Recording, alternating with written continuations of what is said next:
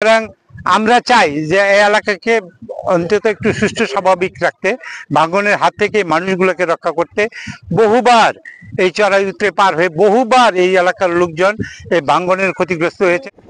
মুন্সিগঞ্জ সদরের শিলইতে পদ্মার ভাঙন থেকে এলাকা বাঁচাতে মানববন্ধন ও দোয়া মাহফিল কর্মসূচি অনুষ্ঠিত হয়েছে। বৃহস্পতিবার বিকালে নদীর তীরে দাঁড়িয়ে হয় এই কর্মসূচি। এতে স্থানীয় 2 শতাধিক মানুষ অংশ নিয়ে নদী ভাঙন থেকে রক্ষার আকুতি জানান। বলেন, ভাঙনে এরই মধ্যে বিলীন হয়েছে শতাধিক ঘরবাড়ি, বাজার, মসজিদ সহ অন্যান্য শিক্ষা প্রতিষ্ঠান। এছাড়া নদীর তীর ঘেঁষা মাদানী কমপ্লেক্স মাদ্রাসার একটি অংশ চলে গেছে নদী গর্ভে। নদী তীরবর্তী এলাকাকে রক্ষা করার জন্য আজকে যে মানববন্ধন হয়েছে, আমরা চাই যে মুন্সিগঞ্জের ডিসি মহোদয়, মুন্সিগঞ্জের যারা সংশ্লিষ্ট বিএনপির নেতৃবৃন্দ আছেন, আপনার তত্ত্বাবধায়ক সরকারের উপদেষ্টা সহ সংশ্লিষ্ট উপদেষ্টাদের কাছে বিনীত আবেদন জানাই যে আপনারা আমাদের এই পদ্মা নদীর করাল গ্রাস থেকে আমাদের মাদানী কমপ্লেক্স তথা আমাদের সদর উপজেলার 3টি ইউনিয়ন আর টঙ্গিবাড়ি উপজেলার দিঘিরপাড় ইউনিয়ন সহ এখানে যদি একটি স্থায়ী বাঁধের ব্যবস্থা করে দেন, তাহলে হয়তোবা আমরা এই নদীর করাল গ্রাস থেকে আমাদের গ্রাম রক্ষা পাবে। আমাদের এখানে এটা একটা ছোট খাল ছিল, এই যে খালটা আস্তে আস্তে ড্যাজারের কারণে, কাটারের কারণে এটা বিশাল একটা নদী আক্রান্ত হয়ে গেছে। আমরা জেলা প্রশাসনের কাছে বিপুল আবেদন জানাচ্ছি, এখানে একটা সুন্দরভাবে স্থায়ী একটা বেড়িবাঁধ হোক।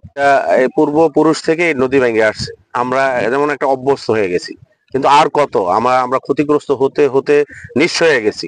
আমাদের দিঘিরপাড়, বিশেষ করে এই যে শিলই ইউনিয়ন গুলা, এখানে যারা জনসাধারণ গুলা খুবই কষ্টে আছে। বিশেষ করে ধরেন এই ড্রেজিং ব্যবসার নদীর কাটার কারণে আমাদের সমস্ত এলাকাগুলা ভেঙে চুরমার হয়ে যেতেছে। আমাদের যেমন সাতকচর, সরিষাবন, এই যে এলাকাগুলা, এখানে প্রায় 20 কানের উপরে আমার জমি অলরেডি ভেঙে চলে গেছে। এখানে অবৈধ ড্রেজিং ব্যবসা প্রতি বর্ষাকালেই চলে। এই অবৈধ ড্রেজিং ব্যবসার কারণে আমাদের এখানে নদীতে ভাঙে, আর এই নদী ভাঙ্গার কারণে আমরা অনেক ক্ষতিগ্রস্ত হই। তারা সংশ্লিষ্ট কর্তৃপক্ষ তারা এটা ভালো বুঝবে যে নদী ভাঙন থেকে, এই পদ্মার ভাঙন থেকে কিভাবে এলাকাবাসীদের রক্ষা করা যায়। এই মসজিদ, মাদ্রাসা আপনারা দেখতেছেন, কমপ্লেক্সের পাশাপাশি এখানে একটা ভবনও ছিল, এই ভবনটা ইতিমধ্যেই পদ্মার গর্ভে বিলীন হয়ে গেছে। কর্মসূচিতে প্রধান অতিথি হিসেবে বক্তব্য দেন এবং দোয়া পরিচালনা করেন আল্লামা মুফতি হাফিজ উদ্দিন। বিশেষ অতিথি হিসেবে বক্তব্য রাখেন টঙ্গিবাড়ি উপজেলা বিএনপির সভাপতি আলিয়াজগর রিপন মল্লিক। আরও উপস্থিত ছিলেন শিলই ইউনিয়ন বিএনপির সভাপতি সেকন্দর বাদশা, মুন্সিগঞ্জ সদর যুবদলের সদস্য সচিব মাহবুব হাসান সোহাগ, দিঘিরপাড় ইউনিয়ন বিএনপির সভাপতি শামীম মোল্লা, কামারখাড়া ইউনিয়ন ছাত্রদল নেতা মোহাম্মদ সানাউল্লাহ প্রমুখ। এছাড়াও স্থানীয় গণ্যমান্য ব্যক্তিরা এই কর্মসূচিতে সমর্থন জানিয়ে অংশগ্রহণ করেন। ডেস্ক রিপোর্ট, আমার বিক্রমপুর।